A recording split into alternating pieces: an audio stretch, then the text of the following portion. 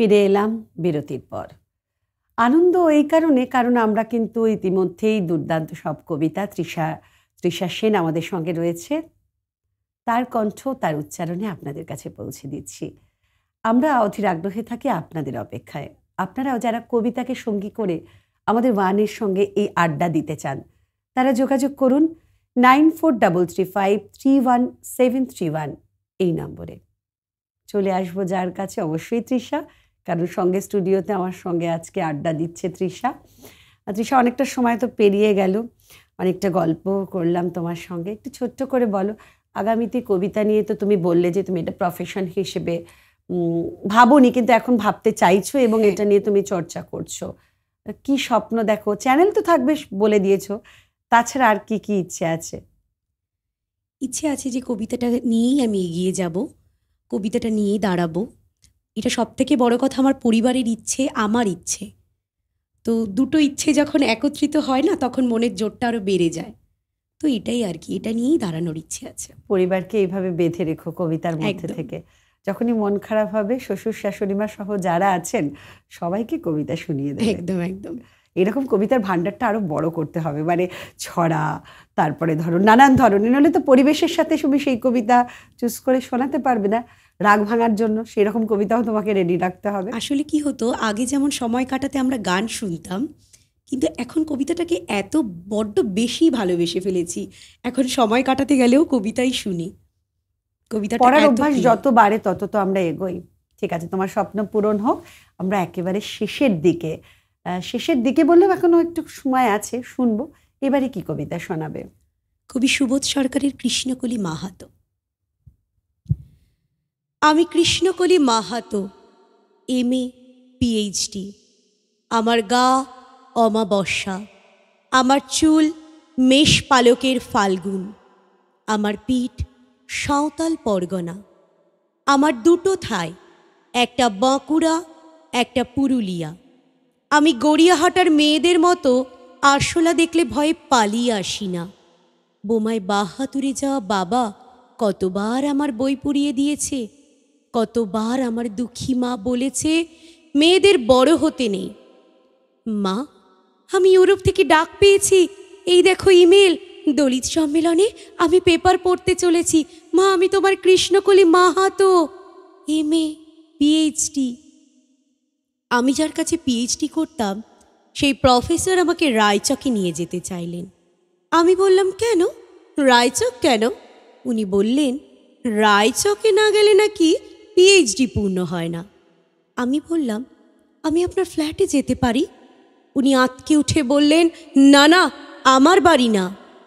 আমার PhD 1 বছর পিছিয়ে গেল। আমি ফোন করলাম, স্যার, আমি রায়চকে যাব। হোটেলের ঘরে তিনি আমার মুকুটমণিপুরে হাত দিলেন, আমার সাঁওতাল পরগনার হুক খুলে ফেললেন। হাঁ হয়ে দেখতে থাকলেন আমার বাঁকুড়া, আমার পুরুলিয়া। আমার 2 অগ্নিগোলকের কাছে মুখ নিয়ে এলেন, আর তখনই চিৎকার, আগুন আগুন আগুন, আমি পারবো না। সেদিন আমার প্রফেসর আমাকে ফেলে পালিয়ে গেলেন। আমি কৃষ্ণকলি মাহাতো, কত কষ্ট করে, কত অপমান সহ্য করে, জঙ্গলের রাত জেগে বই পড়ে আমি এখানে এসেছি। কেউ আমাকে জায়গা ছেড়ে দেয়নি, না পুরুলিয়ায় না কলকাতায়। মা, আমি চেকিং করে ভেতরে এলাম। মা, আমি ইমিগ্রেশনে দাঁড়িয়ে, বাবাকে দেখে রেখো। মানুষটার একটা হাত নেই। অফিসার আমার নাম উচ্চারণ করলেন, কৃষ্ণকলি মাহাতো। আমি বিমানের সিঁড়ি দিয়ে উঠছি মা, বিমান সেবিকা আমাকে ম্যাডাম বললেন, আমাকে আমার নম্বরে নিয়ে গিয়ে বসালেন। আমি সিট বেল্ট বেঁধে ফেললাম। বিমান রানওয়ে ধরে দৌড়তে শুরু করেছে। দৌড় দৌড় দৌড়, কি গতি, কি তেজ, কি আওয়াজ! আমার মনে হচ্ছে বিমান রানওয়ে ধরে দৌড়চ্ছে না, দৌড়চ্ছি আমি।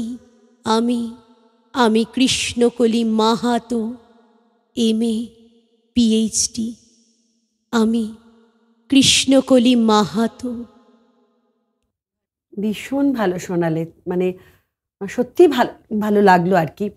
তো যেহেতু আমাদের সময়টা ভীষণ কম, কিন্তু কম হলেও কোথাও গিয়ে তো আমাদের ইচ্ছে করে আমাদের যারা অতিথি আছে তাদের আরও কিছু শুনে নিই। তো এই আরও কিছু শুনতে গিয়ে এবারে শেষ করব। তোমার সমস্ত স্বপ্ন পূরণ হোক, কবিতাময় জীবন তুমি আরও সুন্দর করে কাটাও, এই শুভকামনা রেখে শেষ করব।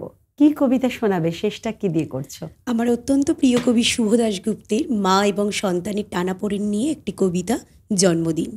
শোনা। আজ পয়লা শ্রাবণ, খোকন আজ তোর জন্মদিন। তুই যখন জন্মেছিলি আমরা তখন যাদবপুরে, নতুন গড়ে ওঠা কলোনির টালির ঘরে। তোর স্কুল মাস্টার বাবা সেই হ্যারিকেনের আলো জ্বলা ঘরেই আনন্দে আর খুশিতে ঝলমলে হয়ে উঠেছিলেন তুই আসার পর। তোর নাম রেখেছিলেন সুকল্যাণ। মানুষটার মনটা ছিল শিশুর মতন। অভাবে অনটনে বেঁচে থাকা নানা দুর্বিপাকেও ভেঙে পড়তেন না কখনো। সকলের ভালো চাইতেন মন থেকে। বলতেন, দেখো একদিন এই মানুষ ঠিক খুঁজে পাবে মুক্তির পথ। শোষণ থেকে মুক্তি, দারিদ্র্য থেকে মুক্তি, অশিক্ষা থেকে মুক্তি। আজ পয়লা শ্রাবণ, খোকন আজ তোর জন্মদিন। ছোটবেলায় তোর মনে আছে আমাদের ভাঙা মেঝেতে বাক্স থেকে বার করা মেজমাসির হাতে তৈরি আসনটা পেতে দিতাম। সামনে রাখতাম ঠাকুরের আসনের প্রদীপখানা। তুই বসতিস বাবু হয়ে চুপটি করে। তোকে আমরা একে একে ধান দুব্য মাথায় দিয়ে আশীর্বাদ করতাম। বাবা বলতেন, বড় হও, মানুষ হও। তোর বাবা সেই বন্ধু ঘোষ কাকা, তিনি বলতেন, বেঁচে বর্তে থাকো। তুই জিজ্ঞেস করতিস, মা বর্তে মানে কি? আমি শুধু তোর মাথায় ধান দুব্বই দিতাম, বলতাম না কিছুই। শুধু মনে মনে বলতাম, ঠাকুর আমার খোকনকে মস্ত বড় মানুষ করে তোলো। আমার খোকন যেন সত্যিই মানুষের মতো মানুষ হয়। ওর যেন কখনো কোনো বিপদ না হয় ঠাকুর। অভাবের সংসারে ওই একটা দিন পয়লা শ্রাবণ, কষ্টের পয়সায় একটু বাড়তি দুধ নিতাম, পায়েস রান্না করে দিতাম তোকে। তুই খুব ভালোবাসতিস পায়েস খেতে। তোর বাবা বাস স্ট্যান্ডের দোকান থেকে নিয়ে আসতেন তোর প্রিয় মিষ্টি ছানার গজা। সামান্য স্কুল মাস্টারিতে কী বায় হতো। ঘরে বসে ছাত্র পড়িয়ে আসতো কিছু। দাও দাও অভাবের আগুনে সে রসদ পড়তে সময় লাগতো না। তোর বাবার জামা সেলাই করতাম আর বলতাম, আসছে মাসে একটা জামা বানিয়ে নিও। উনি হেসে উঠে বলতেন, বাদ দাও তো, খোকন বড় হচ্ছে, ওর জন্য ভাবছি দুধ রাখতে হবে আরও আতসের। দুধে শক্তি বাড়ে, বুদ্ধি বাড়ে। শক্তি আর বুদ্ধি না হলে তোমার খোকন মস্ত বড় মানুষ হয়ে উঠবে কি করে? ভাবছি আরও দুটো টিউশনি নেব।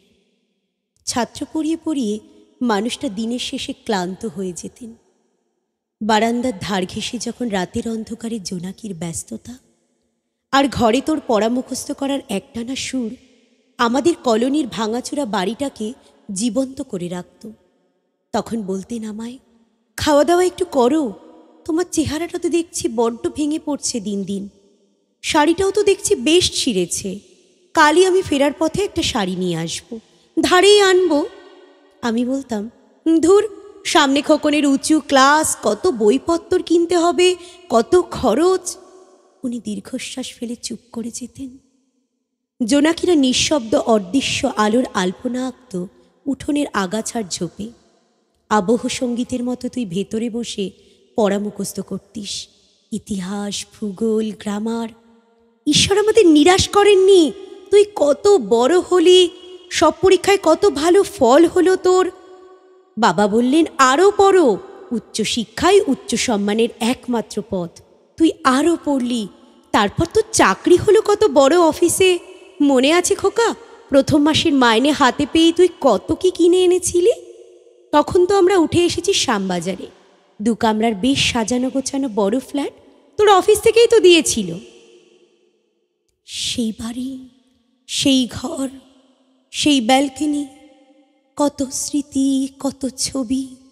ওই বাড়িতেই আশ্বিনের ঝোড়ো বিকেলে যেদিনটাতে তোর বাবা চলে গেলেন, তুই বাবার বুকের উপর পড়ে হাপুস নয়নে কাঁদছিলি।